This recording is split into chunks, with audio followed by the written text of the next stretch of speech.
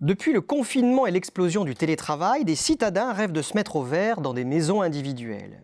Mais peut-on vraiment parler d'un nouvel engouement pour les villes de second rang, les zones périurbaines ou les zones rurales ?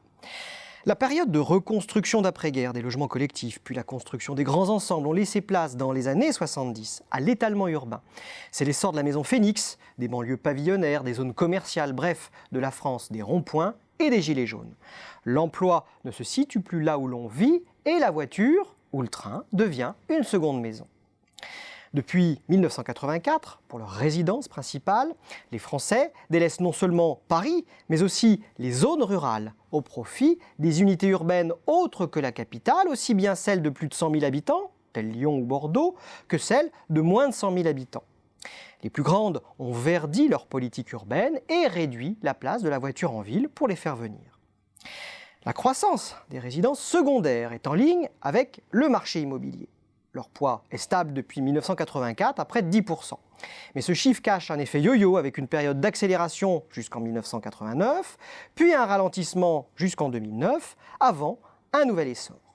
On en compte aujourd'hui 3,6 millions, dont 1,9 million de maisons. Au total, plus d'1 million de résidences secondaires sont apparues depuis 1984. On déménage plutôt lorsque survient un événement familial, nouvel enfant, départ d'un adolescent, divorce. La richesse de la commune d'origine et de destination joue aussi. On a moins de chances de quitter une commune riche. L'âge des occupants apparaît aussi crucial. Les ménages les plus jeunes et les plus modestes sont les plus mobiles. Plus on avance dans l'âge, moins les déménagements sont fréquents. Il y a aussi des coûts à la mobilité. Perte du réseau et des grands-parents pour garder les enfants, perte de repères des enfants, contrainte d'une carrière professionnelle. Certes, avec le confinement, les citadins ont rêvé d'espace et de verdure. Mais il y a loin du désir au passage à l'acte, sauf pour une minorité.